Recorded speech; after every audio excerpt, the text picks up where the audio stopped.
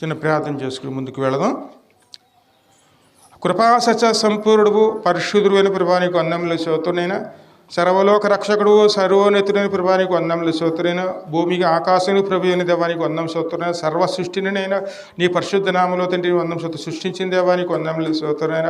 ఈ సమయంలో కూడా జ్ఞాపకం చేసుకున్న ప్రభుడైనా ఈ యొక్క చివరి మాసంలో ప్రభుడైనా మొదటి విశ్రాంతిలో ప్రవేశపెట్టే ప్రభుడైనా నీ పరిశుద్ధ నామాన్ని ఘనపరచబడే విధంగా సహాయం చేసిన ప్రభు మోకరిస్తున్నావు. ప్రార్థనలోనూ నేను ఆరాధనలోనైనా అదేవిధంగా నీ నామం స్తుతించి ఉండగానైనా నీ నామని ఎంత ఘనపరుస్తుంది కొందామని స్తోత్రం. ఈ సమయంలో కూడా జ్ఞాపకం చేసుకోండి, మీరు మాతో మాట్లాడుతుంటే వినిగ్రహించుకున్న మనసు కూడా మాకు అనుగ్రహించి మంచి నేలపడే విత్తనంగా నూరంతరిగా ఫలించబడే విధంగా సహాయం చేసేయమని యేసయ్య యొక్క పరిశుద్ధ నామములో అడివేకుంటున్నాం తండ్రి. చిన్న వాక్యం జ్ఞాపకం చేసుకుందాం.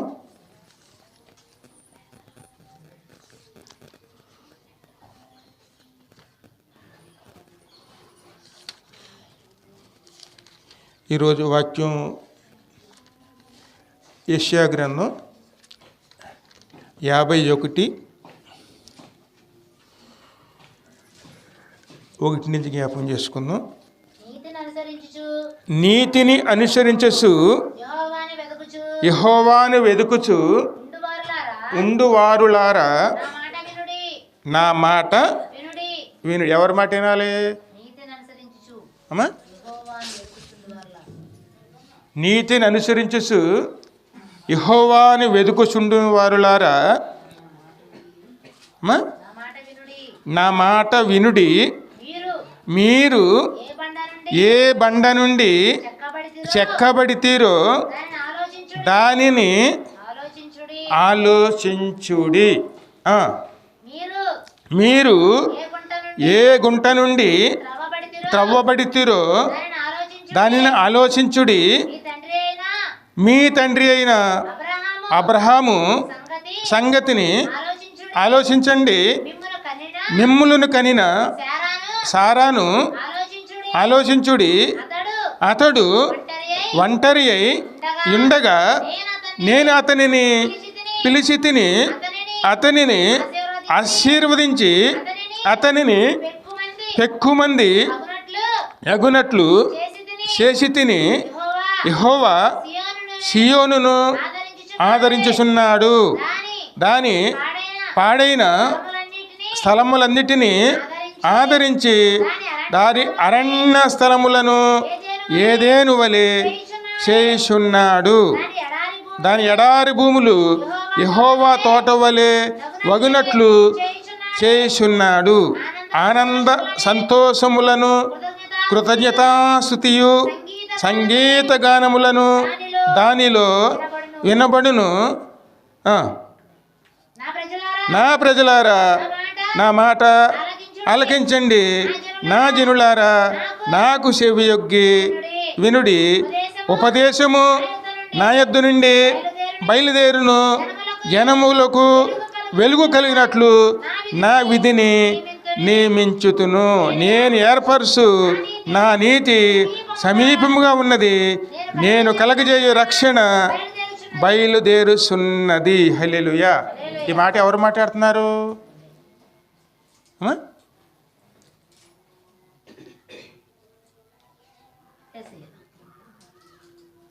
తండ్రి యెహోవానే, ఆయన మాట్లాడుతున్నారు. ఏమని మాట్లాడుతున్నారు?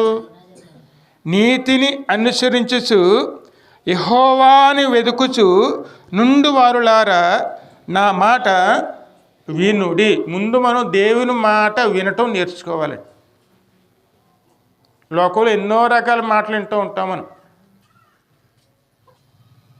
అక్కడ జరిగిందంట, ఇక్కడ జరిగిందంట, అక్కడ అలాగైందంట, ఇక్కడ ఎలాగైందంట, ఎన్నో ఎన్నో విషయాలు మనం తెలుసుకోవడానికి ఆసక్తిని కనపరుచుకుంటూ ఉంటామండి. కానీ ఇక్కడ ఎవరి మాట వినాలి అమ్మా?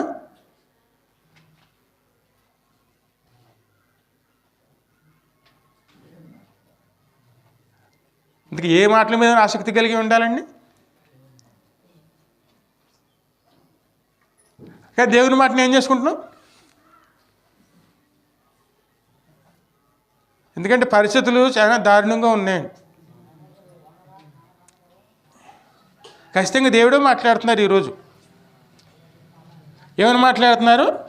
మీరు ఏ బండ నుండి చెక్కబడితీరో దానిని ఆలోచించుడి. హల్లెలూయా. ఏ బండలోంచి చెక్కబడ్డామండి? అంటే ఏ రూపంలో మనం నిర్మించబడి ఉన్నాం? ఎందులోంచి నిర్మించబడి ఉన్నాం? మనం ఒట్టివారమే, మట్టివారమే. ఆ విషయం కూడా ఆయనే మాట్లాడారండి. ఏ గుంటలోంచి మీరు తవ్వబడితేరో ఒక్కసారి ఆలోచించి. మన పరిస్థితి అండి. ఎందుకంటే మనం ఎవరం? మట్టివారము. నేను మట్టివారం కాదంటాం లేదండి. ఎందుకంటే మనం చనిపోతే ఎందులో కలిసిపోవాలండి? మట్టిలోనే కలిసిపోవాలి. అది మన పరిస్థితి. కానీ దేవుడు మనల్ని ఒక ఉన్నతమైన స్థానంలో, ఉన్నతమైన స్థితిలో నిలబడటానికి ఆయన తన కుమారుడి స్వరూపములోకి మనల్ని తన చేతి పని ద్వారా నిర్మించారండి. అదే చెక్కడం. ఏ బండలోంచి చెక్కబడిరో మీరు ఒక్కసారి ఆలోచించుకొనుడి. ఎందుకంటే మనం దేవుని చేత నిర్మించబడిన వారు అని. ఆ విషయాన్ని మనం ఎప్పుడు కూడా ఏనాడు కూడా మర్చిపోకూడదండి. ఎందుకంటే మనం ఎవరో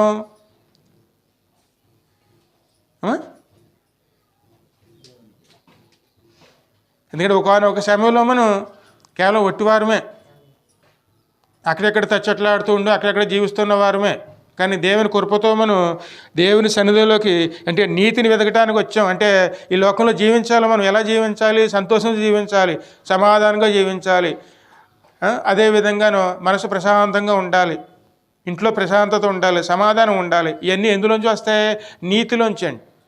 నీతి సమాధానం ఉన్న చోటే ఎప్పుడు కూడా దేవుని కృప ఉంటుందండి. దాన్ని వెతుకుతూ వచ్చాం. ఎక్కడికి వచ్చాం? మనం దేవుని సన్నిధానంలోకి వచ్చాం. వచ్చినప్పుడు ఆయన మాట్లాడుతున్నారు అన్నమాట. నీతిని అనుసరించు యెహోవాని వెతుకుచు నుండువారులారా నా మాటను వినుడి. మరి ఎందుకు జ్ఞాపకం చేస్తున్నారు అనేది కూడా మనం ఆలోచించాలండి. ఎందుకంటే ఏ కారణం లేకుండా ఎవరు ఏం మాట్లాడరండి. కారణం ఉంటుంది. ఏ స్థితిలో మనం ఉన్నప్పుడు దేవుడు మాట్లాడుతున్నాడో అది మనం గ్రహించుకున్నాం అనుకోండి, మన పరిస్థితిని ఏం చేసుకుంటాం? మనం చక్కపరుచుకుంటామండి. ఏ పరిస్థితిలో మాట్లాడుతున్నారంటే ఈ పక్కనే ఉన్నటువంటి 52వ అధ్యాయం చూడమ్మా. సియోను లెమ్ము లెమ్ము, నీ బలమును ధరించుకొనుము, పరిశుద్ధ పట్టణమైన యెరూషలేమా నీ సుందర వస్త్రములను ధరించుకొనుము. హల్లెలూయా. ఇక్కడ ఏమని పిలుస్తున్నారు అమ్మా? సియోను లెమ్ము లెమ్ము, నీ బలమును ధరించుకొనుము. హల్లెలూయా. మన బలహీనులు కాదండి, బలవంతులుగా దేవుడు నిలబెట్టాడు మనల్ని. ఎందుకని బలవంతులు అయ్యాం మనం? నీలో ఉన్నది పరిశుద్ధాత్మ. ఆయన పరమశక్తిమంతుడైన బలవంతుడు. ఆయన నడిపించగలడు, విమోచించగలడు, రక్షించగలడు. అలాగే మనల్ని నీతిలో నడిపించింది దేవుని వాక్యం. ఆ వాక్యం ఎటువంటిది? 2 అంచుల ఖడ్గము ఉంటుందండి. అది మన అంతరంగాల్లో కూడా వెళ్ళి సరిచేయగలిగినటువంటి సామర్థ్యం గలది. కానీ మనం ఆ విధంగా మనం ఉండగలుగుతున్నామా? అదే ప్రభువు చెప్తున్నారన్నమాట. లెమ్ము లెమ్ము. ఎందులో పడి ఉన్నాం? ఎక్కడ నిలిచి ఉన్నాం? మనం ఆ పరిస్థితి నుంచి మనం లెగిసి మన వాస్తవ పరిస్థితిని మనం గుర్తించుకునే వారమే ఉండాలి. వాస్తవ పరిస్థితి ఏమిటి? మనలో ఉన్నవాడు పరిశుద్ధుడు, ఆయన మనలో ఉన్నారు కదా. మనం బలవంతులం. మన సుందర వస్త్రం అంటే రక్షణ వస్త్రం ధరించుకున్నాం. మన పాపమైన దిగంబరత్వాన్ని దేవుడే కప్పాడు, దేవుడు మనకి ఇచ్చాడు. దాన్ని ధరించుకుని ఉన్నాం. దాన్ని ధరించుకుని దేవుని సన్నిధానంలోనూ ఆయన నీతిలో నిలిచి ఉన్నవారిగా ఉన్నామా? అదే ప్రభు గుర్తు చేస్తున్నారండి. లెమ్ము లెమ్ము,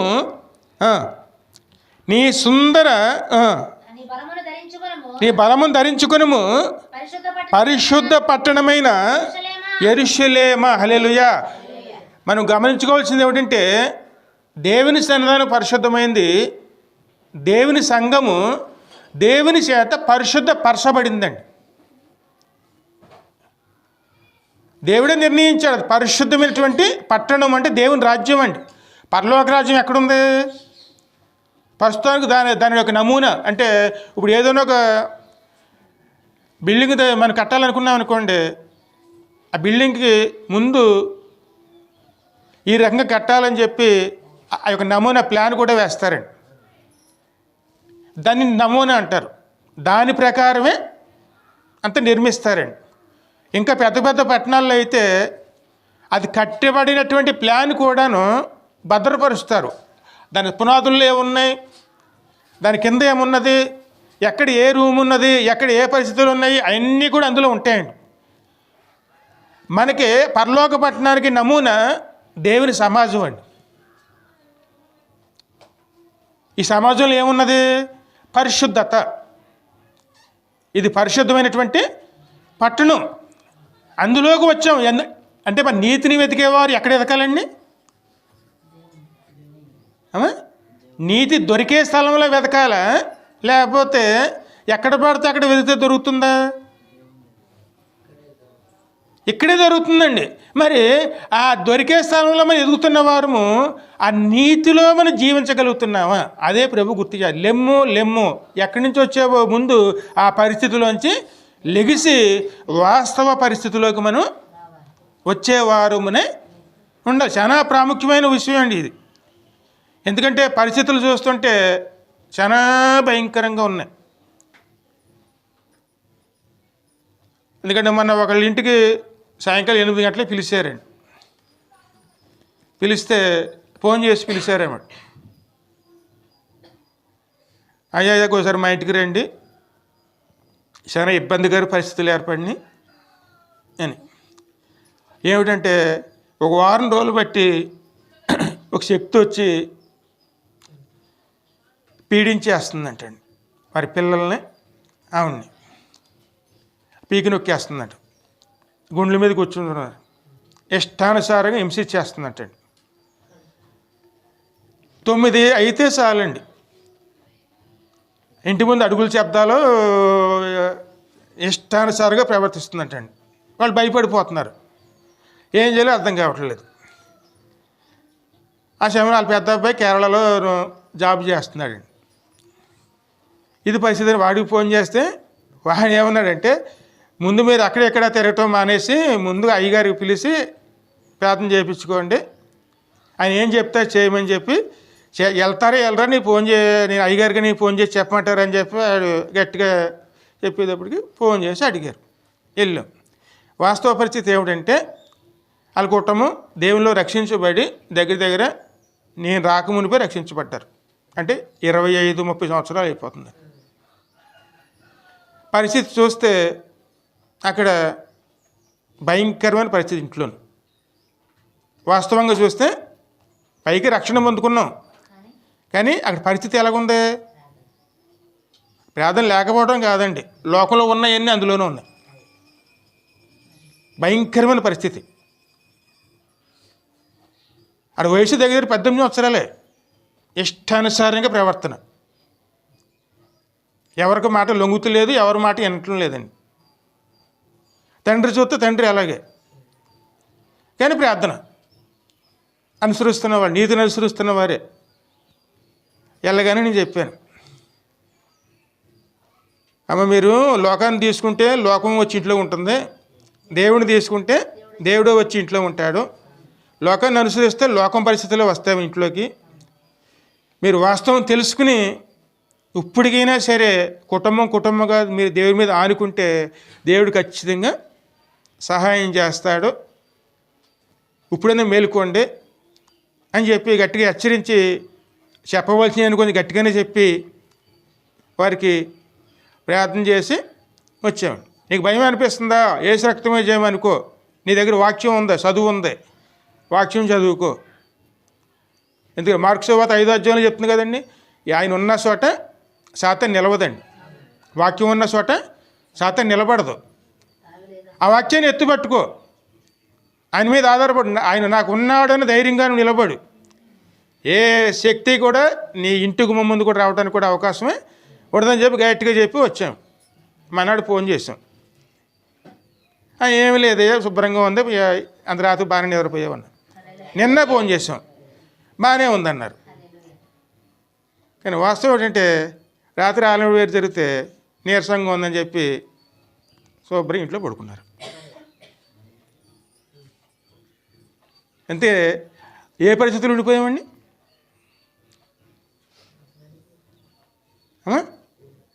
ఎప్పుడు నేనున్నాను అని చెప్పి ఆయన నిరూపించుకోవాలా, నీలో ఉన్నాను అని చెప్పి మనం నిరూపించుకోవాలా? అమ్మా, అసలు ఏ పరిస్థితిలో ఉన్నాం మనం?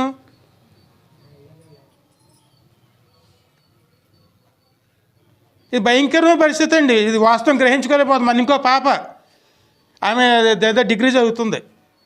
ఇది వాస్తవంగా నేను 4 రోజుల క్రితం జరిగిందండి. ఆమె లెక్కలో తీసిన గ్రూపే లెక్కలది. చాలా కష్టం. అవి పాఠాలు చెప్పనే విషయాలన్నీ వచ్చినాయంటే ఒక మొత్తం పేపర్ అంతాను. ఏడిచేస్తుంది.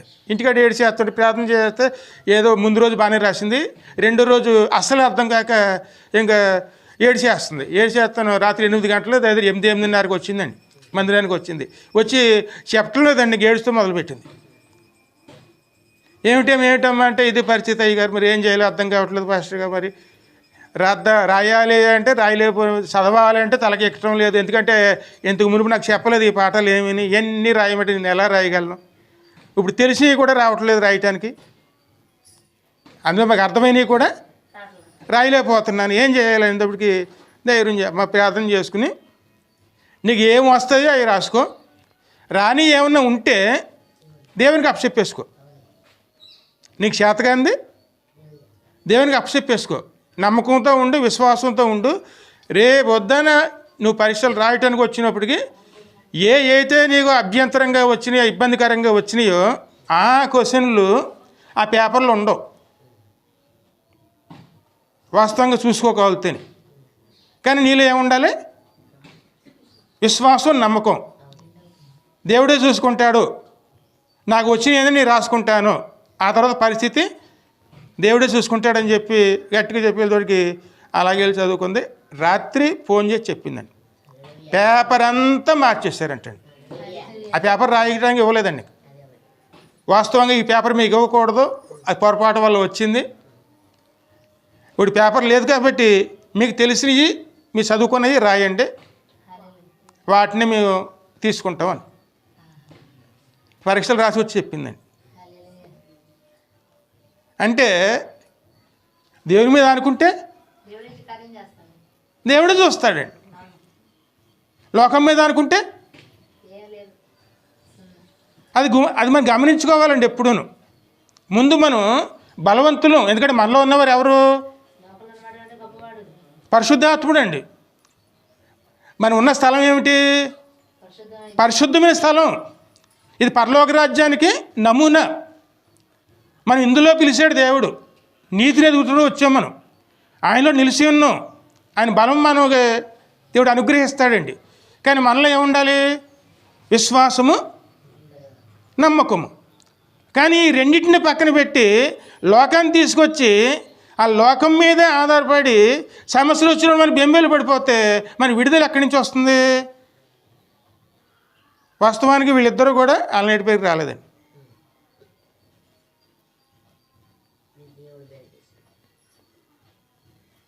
ఎందుకంటే వాళ్ళు వింటారు. ఇప్పుడు ఆయనకు ఈ వీడియో వెళ్తుంది కదా అని వింటారండి.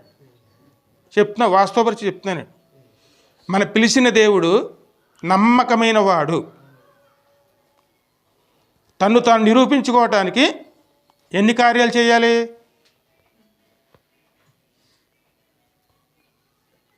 ఆలోచిస్తుంటే దేవుడే ఇచ్చాడండి. పరిస్థితి ఇప్పుడున్న పరిస్థితి ఎలాగుందంటే, 100 మంది ఉన్నారనుకోండి, అందులోనూ 100% ఇదే పరిస్థితి అండి. ఏం పరిస్థితి? వాక్యం తయారు చేసుకున్నప్పుడు దేవుడు ఒక ఇచ్చాడు మరి. ఏ విషయం అంటే, ఒక గానిగ యజమానికి ఒక ఎద్దు ఉందండి. ఆ ఎద్దు పని ఏమిటి? రోజు ఆయన కళ్ళ గంతలు కడతాడు, పొద్దున్న మొదలెడతాడు, సాయంకాలం వరకు కూడాను గానుగు తిప్పుకుంటూనే ఉండాలి. అదే దాని ప్రపంచం. అలాగే తిరుగుతుంది, అదే పని. లోకం తెల్లదండి, ఎందుకంటే కళ్ళు గంతలు ఉంటాయి, ఎప్పుడును తిరుగుతూనే ఉంటుంది, ఆపితేనే ఆగుద్ది. అది దాని పరిస్థితి. అందులో ఒక ఆయన అంటే సంఘ ప్రేమికులు ఉంటారు చూడండి, చూసి దాన్ని విడిపించారు. విడిపించడానికి దాని వేల కూడా చెల్లించారు. వేల చెల్లించి విడిపించిన తర్వాత ఆయన లోకంలో విడిచిపెట్టేశాడు. ఆయన విడిచిపెట్టేసిన తర్వాత అది ఎక్కడికి వెళ్ళినా సరే వెలుగు చూడలేకపోతుందండి. కారణం ఏమిటి? గంతలు కట్టేయబడి ఇన్నాళ్ళు లోకంలో వెలుగును చూడలేకపోయారు, వెలుగు చూడలేకపోయారు. ఆ గంతలు కట్టివేయబడి ఏం చేస్తుంది? చీకటిలో ఉండటం అలవాటయ్యి వెలుగును చూడలేక ఎక్కడ ఏమీ కూడాను దానికి అర్థం కాక తిరిగి తిరిగి తిరిగి వచ్చి పాత యజమాని దగ్గరికి వచ్చి బతకడం మొదలుపెట్టిందండి. మరి ఇప్పుడున్న క్రైస్తవుడి పరిస్థితి ఏంటండి?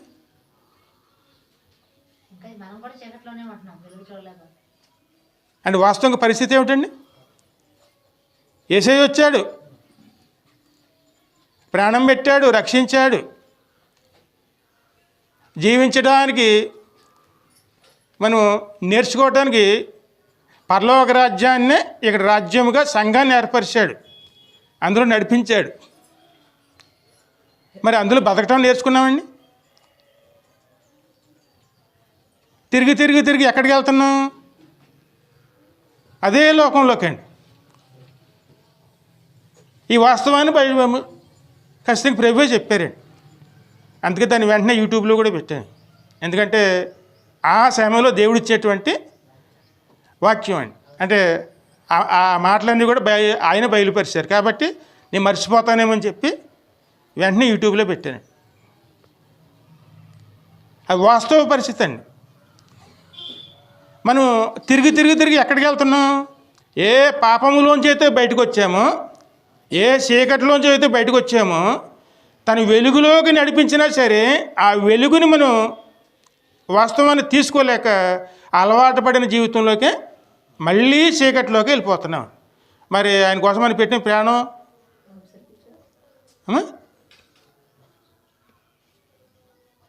ఇది మన వాస్తవ పరిస్థితి. అందుకే ఆయన ఏమని పిలుస్తున్నారు? సియోను కుమారి, సియోను లెమ్ము లెమ్ము, నీ బలమును ధరించుకొనుము. పరిశుద్ధ పట్టణమైన యెరూషలేమా, నీ సుందర వస్త్రములను ధరించుకొనుము. ఇంకో మాట కూడా అంటున్నారండి, నీవు ఏ బండలోంచి చెక్కబడితీవో, ఏ బండలోంచి చెక్కబడితేవో ఆలోచించుకోనండి. ఎందుకంటే ఎక్కడ రక్షించబడ్డాం, ఎలా రక్షించబడ్డాం, ఎవరి ద్వారా రక్షించబడ్డాం, ఎవరి రక్తం ద్వారా మనం విమోచించబడ్డాం, ఇవన్నీ పక్కన పెట్టి మళ్ళీని ముగిసిపోయింది అనుకున్నటువంటి ఆ జీవితంలోకి వెళ్ళి జీవించడం మొదలవుతే చాలా భయంకరమైన పరిస్థితులు ఎదుర్కోవాల్సి వస్తుందండి. ఆ తర్వాత అది చెప్పుకోవడానికి కూడా బాగోదండి. ఏమవుతుందో అనుకుంటారేమో, కడకే పరిస్థితులు సరి చేయడానికి మనుషుల వల్ల కాదండి. ఏ దేవుడిని అయితే మనం పక్కన పెట్టుకున్నామో ఆ దేవుడు సరి చేస్తేనే కానీ మన పరిస్థితులు అక్కడ సరి అవ్వండి. మరి ఆ జీవము గల దేవుడి విషయంలో మనం అశ్రద్ధ చేసుకుంటే దేవుడు గుర్తు చేస్తున్నాడండి. మీరు ఏ బండలోంచి చెక్కబడితిరో దానిని ఆలోచించుడి, మీరు ఏ గుంటలోంచి తవ్వబడితిరో దానిని ఆలోచించుడి, మీ తండ్రి అయిన అబ్రహామును సంగతి ఆలోచించి. ఎందుకంటే ఇప్పుడు తను చేసిన కార్యాలను జ్ఞాపకం చేస్తున్నారండి. అబ్రహాముని పిలిచినప్పుడు వాస్తవంగా చూస్తే అన్నీ విడిచిపెట్టి రమ్మన్నాడు, ఒట్టి చేతులతో రమ్మన్నాడండి భార్యాభర్తలను. ఆ తర్వాత ఏ రీతికి ఆశీర్వించాడు? ఇప్పుడు అబ్రహాము సంతానం ఎంతవరకు ఉందండి? ఈ భూదిగంతంలోనే ప్రతి ఒక్క దేశంలో కూడా అబ్రహాము సంతానం ఉంటుందండి. మీరు ఎవరినైనా సరే ఇంత రీతిగాను ఆరాధించే వాళ్ళు ఉంటారండి. ఆ సంతానం నుంచి వచ్చిందే యేసయ్య. మరి యేసయ్యని ఆరాధించేవారు ఎక్కడెక్కడ ఉన్నారు? లేని దేశం లేదు. అబ్రహాం సంతానం ఎక్కడుందండి? లేని దేశం లేదండి, లేని గ్రామం లేదు, ప్రతి చోట ఉన్నారు. దేవుడే పిలిచాడు. ఆశ్చర్యరీతిగా ఆయన యొక్క సంతానాన్ని ఆశీర్వించాడు. ఇవన్నీ ఆలోచించమంటున్నాడు. మరి దగ్గర 85 సంవత్సరాల నుండి సారా ముదిమి వయసులో కుమారునికి అన్నదండి. ఆ విషయాన్ని కూడా దేవుడు జ్ఞాపకం చేస్తుంది. నీ తల్లి అయిన సారాను గురించి ఒక్కసారి ఆలోచించు. మరి ఎన్నో గొప్ప కార్యాలు చేశాడు. ఆ కార్యాలన్నీ వీళ్ళు చూశారండి. మరి ఆ కార్యాలను మనం ఎలా చూస్తున్నారు? వారు ఎలా చూశారండి? కార్యాలు చేసిన దేవుని చూశారా? అద్భుత కార్యాలని అద్భుతాలుగా చూశారా? అమ్మా,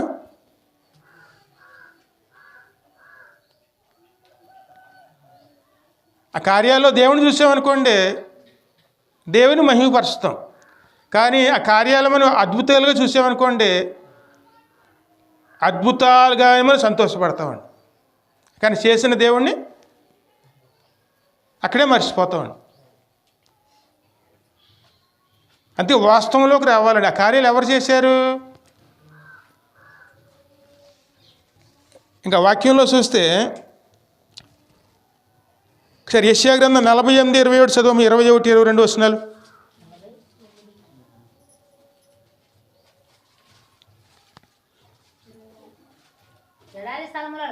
ఎడారి స్థలములలో ఆయన వారిని నడిపించెను. వారు దప్పిక, అంటే వాళ్ళు నడిచిన స్థలం ఎటువంటిది? ఎడారి స్థలం అండి. ఇప్పుడైనా సరే వాస్తవానికి ఈ లోకం పరిస్థితులు ఎలాగున్నాయి? ఎడారి అండి. ఎన్నో దొరుకుతాయి అనుకుంటే దొరకవు. వాస్తవంగా చూస్తే మేము ఎన్నో ఆశిస్తూ ఉంటామండి. వాస్తవంగా మీరు ఎన్ని దొరుకుతున్నాయి? ఎంత ప్రయాసపడినా సరే దప్పికి తీరదు. ఈ ఎడారిలో ఉన్నవాడు దప్పికి తీరదండి. దప్పికి కూడా తీరదు. వాస్తవ పరిస్థితి అదే ఆయన మాట్లాడుతున్నారు. రాతి కొండలోంచి వారి కొరకు ఆయన నీళ్లు ఉపక చేసెను. హల్లెలూయా. ఎడారి కఠినమైనటువంటి స్థలాల్లోనూ బండను బద్దలు కొట్టి, బండని కొట్టి దగ్గర 30 లక్షల ప్రజలకి వాళ్ళు 40 సంవత్సరాలు కూడాను తాగటానికి నీరిచ్చారండి. వాళ్ళు ముందు నడుస్తుంటే వెనకాల కాలువలలో వెళ్ళిందంట నీరు. మరి ఎంత అద్భుతకరియే చూసి వారు పొందుకున్న తర్వాత దేవుణ్ణి ఆరాధించారా, లేకపోతే వారు దూడన చేసుకుని దేవుని దుఃఖపరిచారా?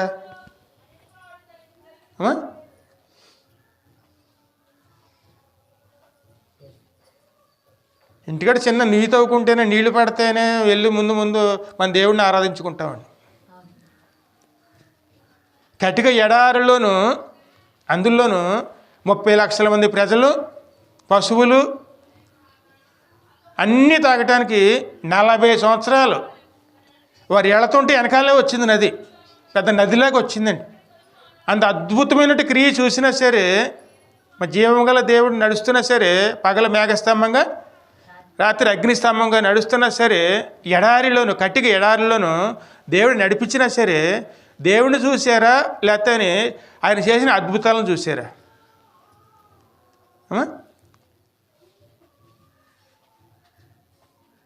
ఇందాక నేను చెప్పిన సంఘటనలన్నీ దేని గురించేనండి. దేవుళ్ళు నడిపించగలుగుతున్నారు, కానీ వాళ్ళు ఏ పరిస్థితిలోకి వెళ్ళిపోతున్నారనే విషయం ఆలోచిస్తున్నారండి.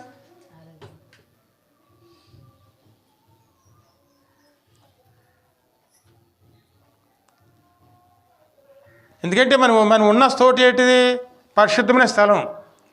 ఇక్కడ నీతి ఉంది, దేవుని నీతి ఉన్నది. ఆ నీతిలో మనం కట్టబడుతున్నామా, లేకపోతే లోకాన్ని తీసుకొచ్చి సంఘంలో కట్టుకుంటున్నామా? అమ్మా, ఇంటిని దేంతో నింపుకుంటే అదే నిండబడుతుందండి. సంఘంలోనూ మనం దేని ద్వారా కట్టబడుతున్నాం?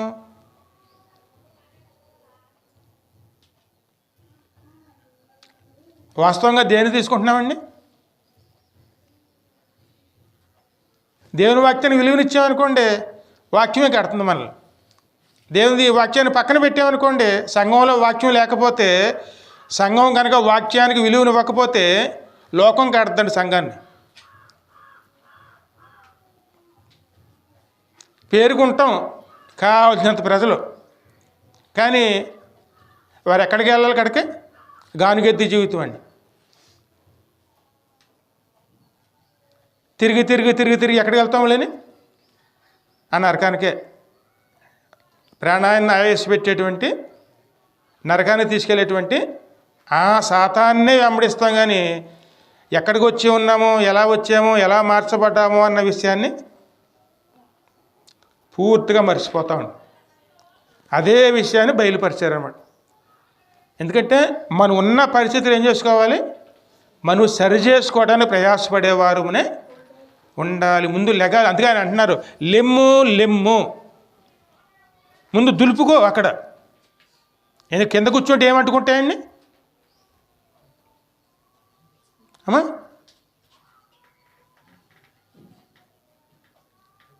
కింద కూర్చున్నాం అనుకోండి, మన బట్టలకి ఏమంటుకుంటే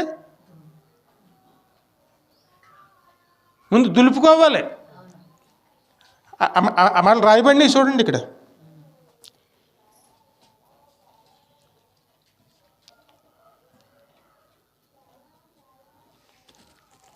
ఇంకా ముందు చదువున్నాం 52వ అధ్యాయంలో.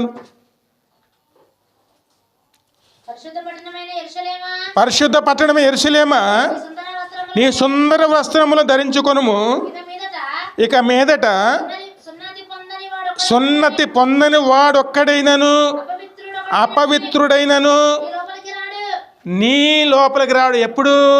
వధువు సంఘంగా మారినప్పుడు. ఆ వధువు సంఘంలో ఎవరు ఉండరండి? ఒక్కడికి స్థానం ఉండదు. ఒక్కడికి స్థానం ఉండదండి. ఇక్కడ 1000 మంది ఉండొచ్చు, కానీ నిజమైన సంఘం ఎక్కడుంది?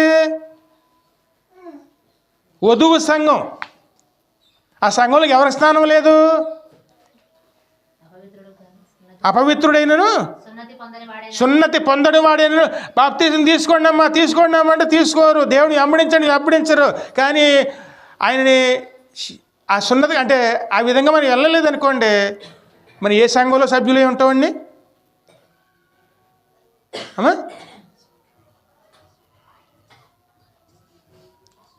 ఆ సంఘంలో స్థానం ఉండదండి. నీ లోపలికి రాడు.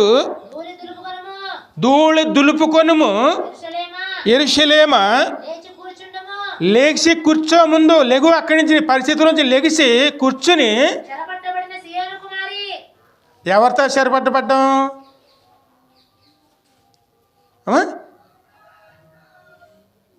శుభ్రంగా ఒక కాడి అలవాటు చేసాడండి.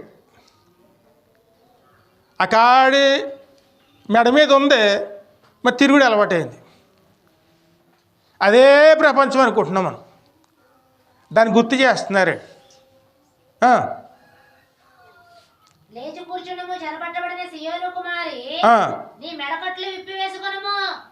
ఏ మెడకట్లు? ఆ ఎద్దుకి కట్టిది ఏం కడతారు? తాడుగా అక్కడ కట్లు ఇప్పి వేసుకొనుము. యెహోవా ఎలాగూ సెలవిచ్చుచున్నాడు, మీరు ఊరికే అమ్మబడితే ఏమాత్రం ఉపయోగం లేదండి. తిరుగుడే అంతే, మేత కూడా పెట్టడు.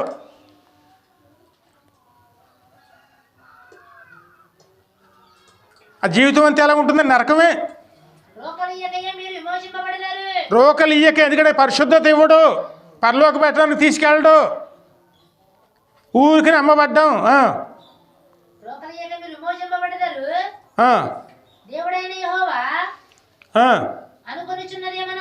అనుకొనుచున్నది ఏమనగా,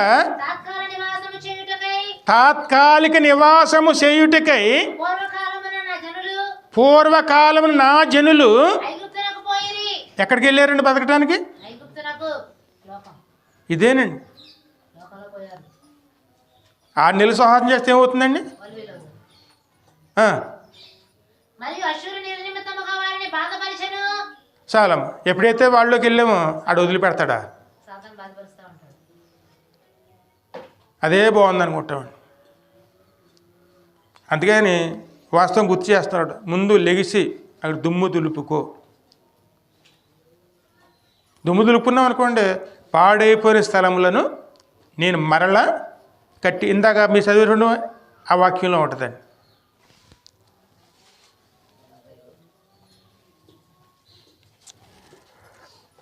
మూడవ వచనం, యెహోవా సీయోను ఆదరించుచున్నాడు, దాని పాడైన స్థలములన్నిటిని ఆదరించి దాని అరణ్య స్థలములను ఏదేను వలె చేయుచున్నాడు. హల్లెలూయా. ఏ జీవితాన్ని దేవుడు కడుతున్నాడండి? అందుకోసం ఏం పెట్టాడు? ఆయన ప్రాణం పెట్టాడు. పాడైపోయిన స్థలములను నేను దావీదు కట్టడములు నేను తిరిగి నేను పునర్నిర్మించేదను. హల్లెలూయా.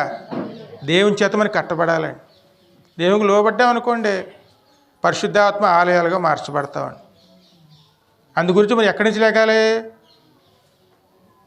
మనం వాస్తవ పరిస్థితుల్లోంచి లెగిసి దేవునిలో నమ్మకమైన పరిస్థితుల్లోకి వచ్చేవారునే ఉండాలండి. ఇంకా ముంచదమ్మా. దాని ఎడారి భూములు యెహోవా తోట వలె నగునట్లు చేయుచున్నాడు. ఆనంద సంతోషములను కృతజ్ఞతాస్తుతియు సంగీత గానమును ఎందులో వినపడతాయండి? ఇందుకే మరి పాటలు ఎందుకు పాడుకుంటున్నామండి? సంతోషం కోసం పాడుకుంటున్నామా, లేకపోతే అమ్మా యేసు నన్ను రక్షించిన నాటి నుండి నేటి వరకు అందుకోసమే మనం పాడుకునే దేవుని మనం సంతోషపడేదండి. ఎప్పుడైతే మనం వాస్తవం తెలుసుకున్నామో, నమ్మకంగా ఆయన ద్వారా నడిపించబడతామో, మన పరిస్థితులు ఏదేని తోటలా మారుతాయండి. ఎందుకంటే మళ్ళీ విడిపించాడు, కట్లు తెంపివేశాడు, కొత్త జీవితాన్ని ఇచ్చాడు. ఆయన మాటలు విన్నామనుకో ఇంకా ముంచదు అమ్మ.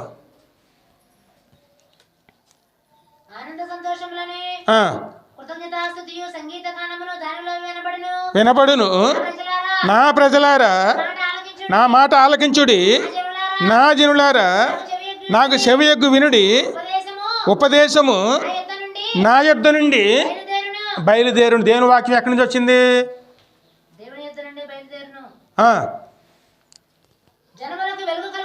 జనములకు వెలుగు కలుగునట్లుగా నా విధిని నియమించుదును. వెలుగు ఎక్కడుంది? దేవుడు ఇస్తేనే వస్తుందండి.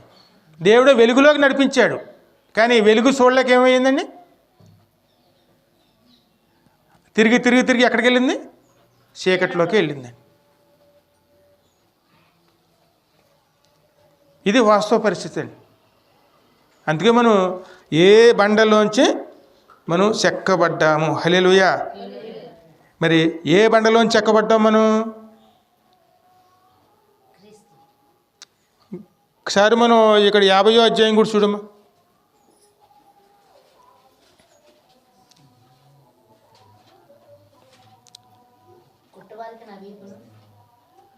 పక్కన 50వ అధ్యాయం యెషయా గ్రంథం మొదటి వచనం. యెహోవా ఇలాగు సెలవిచ్చుచున్నాడు, నేను మీ తల్లిని విడనాడిన పరిత్యాగ పత్రిక ఎక్కడ ఉన్నది? హల్లెలూయా. ఎందుకంటే సంఘములో దేవుడు లేడు అన్న రీతిలో ప్రవర్తనలు ఉంటున్నాయండి ఒక సమయంలో. ఎందుకంటే పొలంలో యజమాని లేకపోతే పనిచేసే వాళ్ళు ఏం చేస్తారండి?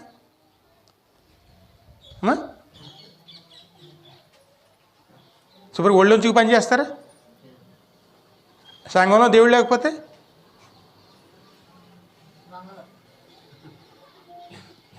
అదే ప్రభు అడుగుతున్నాడు. నీ తల్లి అంటే సంఘం, నీ సంఘాన్ని విడిచిపెట్టేస్తే ఆ పత్రం పట్టరండి. అందుకని ఆయన ఎక్కడున్నారు? ఇక్కడే ఉన్నారు. మరి నీ ప్రవర్తన ఎలాగుంది అమ్మా? ఆయన ఇక్కడే ఉన్నారు, అదే ఆయన అడుగుతున్నారు. నీ తల్లిని విడిచిపెట్టేది పత్రం ఉంటే పట్టరా. ఎందుకంటే ఇద్దరు భార్యాభర్తలు విడిపోతే ఖచ్చితంగాను అక్కడ ఆ కోర్టుకి అంగీకార పత్రం తీసుకుంటామండి. అదే అడుగుతున్నారు ఆయన. నీ తల్లిని విడనాడిన పత్రిక ఎక్కడున్నదో నా యొద్దకు తీసుకునిరా. నా అప్పుల వారిలో అంటే దేవుడు అమ్మేశాడు మనల్ని. ఆ పరిస్థితులు ఏమిటి, ఆ ఇబ్బందులు ఏమిటి, ఆ ఇరుకులు ఏమిటి, ఆ సమస్యలు ఏమిటి దేవుడు అమ్మితే వచ్చినాయా లేకపోతే మనం తెచ్చుకుంటే వచ్చినాయా అమ్మా? మరి ఇవన్నీ ఎవరు మాట్లాడుతున్నారండి? ఇది వాస్తవ పరిస్థితి అండి. ఇది హాస్పిటల్కి వెళ్తేనేమో నీ దేవుడిని నమ్ముకో, నీ దేవుడే రక్షిస్తాడని చెప్తున్నారండి. వాళ్ళు మందుల గురించి చెప్తలేదు. నీ దేవుడు ఎవరో కానీ ఆయన నమ్ముకో, ఆయన నీకు ఆయుష్ ఇస్తాడు అంటున్నారు.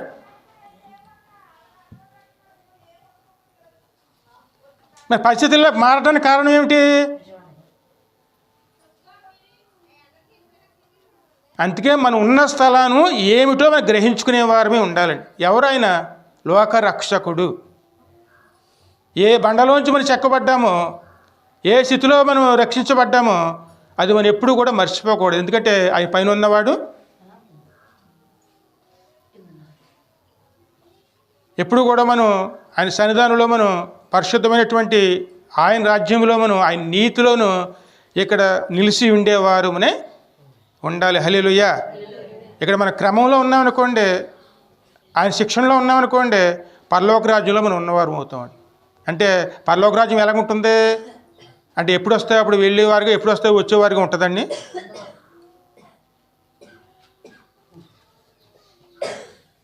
సంఘం ఎప్పుడు కూడా పరలోక రాజ్యానికి నమూనా అండి. ఇక్కడ యోగ్యులుగా మారితే అక్కడ మనల్ని యోగ్యులుగా మన అందులో ప్రవేశం దొరుకుతుందండి. అందుకే ఎప్పుడు కూడా మనం జ్ఞాపం చేసుకోవాలి. ఎందుకంటే వాస్తవ పరిస్థితుల మీద లెగిసి మనం దులుపుకునేవారునే మనం ఎక్కడ కూర్చున్నా సరే ముందు బట్టలు దులిపేసుకుంటామండి. అలాగే మన పరిస్థితి ఎప్పుడు కూడా సరి చేసుకునే ప్రయత్నం చేసుకునే వారునే ఉండాలి. ఎందుకంటే దేవుడు మాత్రం విడిచిపెట్టేవాడు మాత్రం కాదు. ఒకసారి ఇక్కడ మన ఇంటి గురించి మాట్లాడుతున్నారు చూడండి. 2 రాజుల గ్రంథంలో 4వ వర్డ్ చదువమ్మా.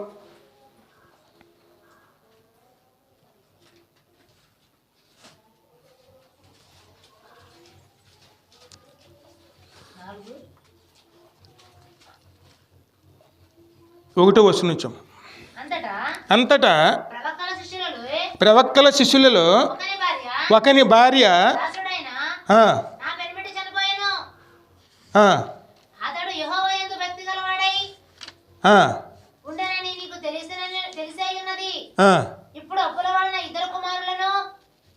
పాపం ఆమె ఏ పరిస్థితిలో వచ్చిందండి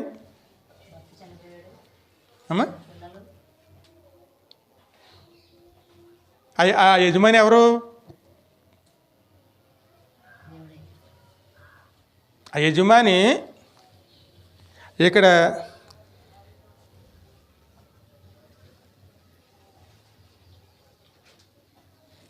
ఈ సేవకుడు ఎలీషా యొక్క శిష్యుడండి. ఈ ఎలీషా ఎన్నో అద్భుతాలు చేశాడు, గొప్ప గొప్ప కార్యాలు చేశాడు. ఇక్కడ ఎలీషా ఒక ఆయన ఎన్నో అద్భుత కార్యాలండి. నీళ్లలో మునిగిపోయిన గొడ్డల్ని ఒక ఆకు ఇలాగ వేస్తే దూదిలా పైకి తేలిందండి.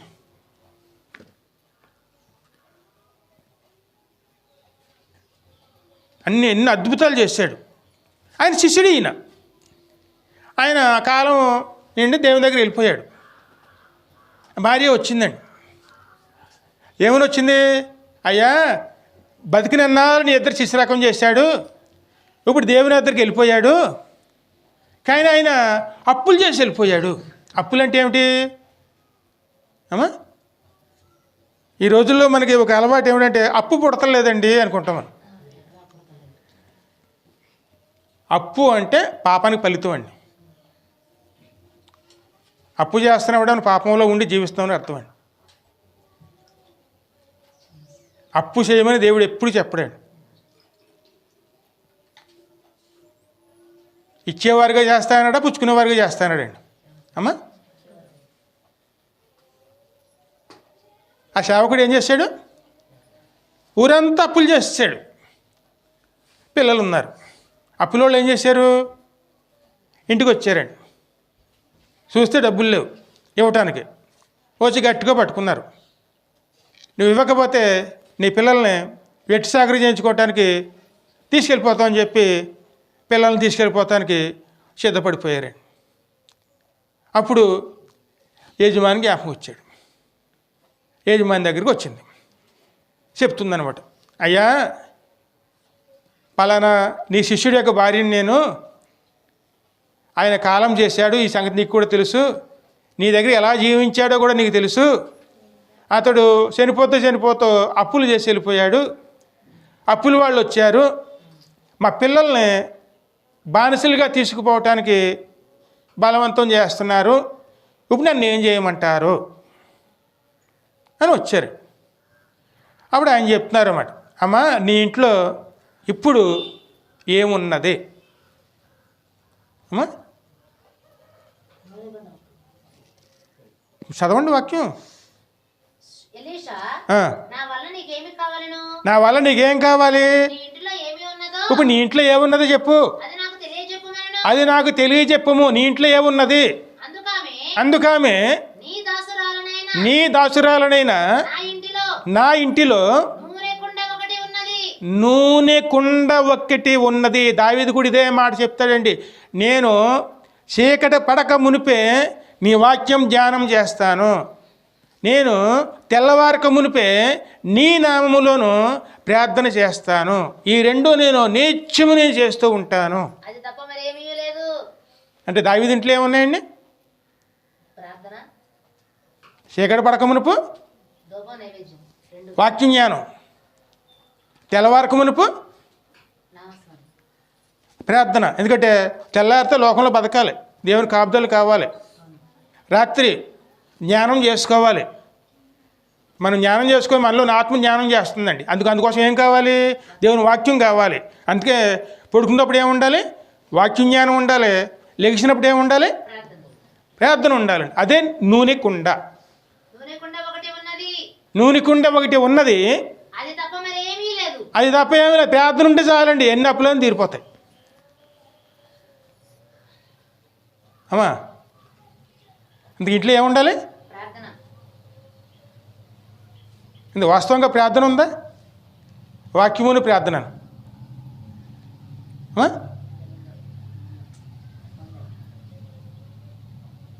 ఉంటే చాలండి. ముందు నీ ఇంట్లో ఏమున్నదో ముందు నాకు తెలియజేయము ఆమె చెప్పింది. ఒక నూనె కుండ మాత్రం ఉన్నది, అది తప్ప మరి ఏమీను. వాస్తవంగా సేవకులు దేవుని నమ్ముకున్న వాళ్ళ ఇంట్లోనూ నిల్వలు ఉండవండి, అవసరం కూడా లేదు. ఏ రోజు ఆహారం ఆ రోజే దేవుని మీద పొందుకో, అదే మన నిధండి. ఏ రోజు ఆహారం అదేనండి, ఆ రోజే. అందుకే తెల్లవారికి నువ్వు ఏం చేసుకోవాలి? మనం ఆ రోజు కోసం ప్రభుని అడగాలి, ప్రభు దగ్గర పొందుకోవాలి, దాని ద్వారా జీవించాలి. అదేవిధంగా రాత్రి పడుకునేటప్పుడు ఆయన జ్ఞానం చేసుకోవడానికి ఆయన ఇచ్చిన వాక్యాన్ని మన హృదయంలో నింపుకోవాలండి. ఆ తర్వాత ఏం చేస్తుంది? ఎందుకంటే పాడు పశువులు ఉంటాయి చూడండి, పగలంతమాన తిన్న తర్వాత ఆ ఆహారం తిరిగి ఏం చేస్తాయండి అమ్మా? ఆహారం నెమరు వేసుకుంటే ఆరోగ్యంగా ఉన్నట్ట, లేకపోతే నెమరు వేసుకోకుండా పడుకుంటే ఆరోగ్యంగా ఉన్నట్ట అమ్మా? అలా నెమరు వేసుకోకపోతే పశువు ఏమవుతుందండి? అది నెమరు వేయకపోతేనే దాంట్లో ఉన్న అనారోగ్యాన్ని మనం జ్ఞాపకం చేసుకుంటామే. మరి రాత్రుల్లో ఆ చెడు కళలు వస్తున్నాయి, ఈ చెడు కళలు వస్తున్నాయని మనం ఎందుకు అనుకోవాల్సి వస్తుంది? చెడు కళలు ఎందుకు వస్తాయి? లోకం అన్నీ మనం హృదయంలో నింపుకుంటే అయ్యే వస్తాయండి. దేవుని వాక్యం నింపుకుంటే ఇంట్లో నూనెకుండ అంటే ఇదేనండి. దేవుని వాక్యం, దేవుని నామములో ప్రార్థన. ఈ రెండు లేకపోతే అప్పులు తీరవండి. అంటే పాపంలోంచి విడుదల రాదండి. మనం ఉన్న వాస్తవ పరిస్థితుల్లో మనం లెగిసేవారమునే ఉండాలి. అది ఇవ్వటానికే ప్రభు వచ్చారు. లెమ్ము తేజ వస్త్రములను, ఉల్లాస వస్త్రములను ధరించుకొని, ఆ రక్షణ వస్త్రమే ప్రభు యొక్క శరీరము, రక్తమునండి. అది ఇవ్వటానికైనా ఆయన వచ్చారు. మన కోసం ఏం పెట్టారండి? తన ప్రాణాన్ని పెట్టి తన చర్మాన్ని ఒలిసి మనకు వస్త్రములుగా మార్చారు. అది జ్ఞాపకం చేసుకోవటానికే బల్లభోజనం అండి. అందుకే బల్లభోజనం ముందు ఏం చేసుకోవాలి? మన ఇంట్లో ఉన్నదాన్ని దేవుని యొద్దకు తీసుకురావాలండి. ఏ పరిస్థితిలో ఉన్నాం? యోగ్యులుగా ఉన్నామా, లేకపోతే ఇంకనూ అయోగ్యులుగా ఉన్నామనుకోండి, శుభ్ర ప్రభు దగ్గర మనం దులిపేసుకోవాలండి. మళ్ళీ తిరిగి కడతారు ఆయన. పాడైపోయిన కట్టడాలను నేను తిరిగి నిర్మించేదను. హల్లెలూయా.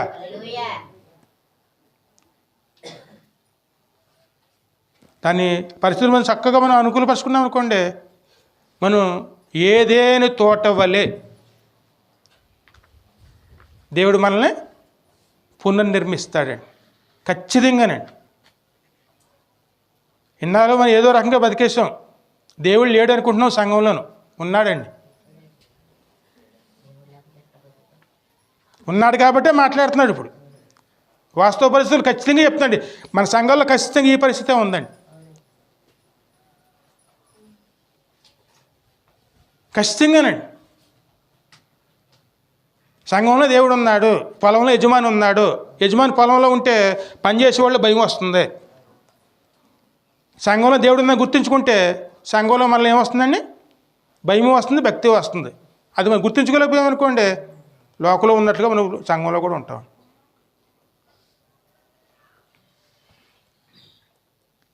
ముందు మనల్ని ఇప్పుడు దులిపేసుకోవాలి. ఇంతవరకు మనం ఎక్కడ కూర్చున్నామో దాంట్లోంచి బయటికి లెగాలి. వాస్తవాన్ని గుర్తుంచుకోవాలి. ఆయనలో నమ్మకం ఉన్నామనుకోండి, ఇయ్యాలే మనకి నూతనంగా మళ్ళీ కట్టడానికి తాను చేస్తారండి. అందుకోసం ఏమిస్తున్నారు ఆయన? వెల కిందండి. తన శరీరము, రక్తము. గానుగెద్దు జీవితానికి వెల కింద ఏమి చెల్లించాడండి? తన శరీరము, రక్తమునండి. మనం విడిపించాడు. ఇప్పుడు నమ్మకంగా ఎక్కడికి వెళ్ళాలి? మనం దేవునితో కలిసి నడవాలండి. అన్యోన్య సహవాసం చేసిన ఎడల, ఆ మాట 1 యోహాను పత్రికలో ఉంటుంది కదండి.